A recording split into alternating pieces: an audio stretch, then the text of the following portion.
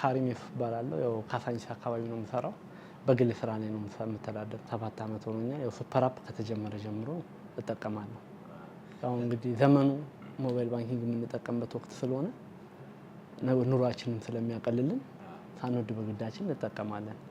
ለማቀላጠፍ ስንል ብዙ ነገር አቅሎልኛል። አሁን ለምሳሌ ከንግዱም በዘለለ ካርድም እንሞላበታለን፣ ዲኤስቲቪም እንከፍልበታለሁ።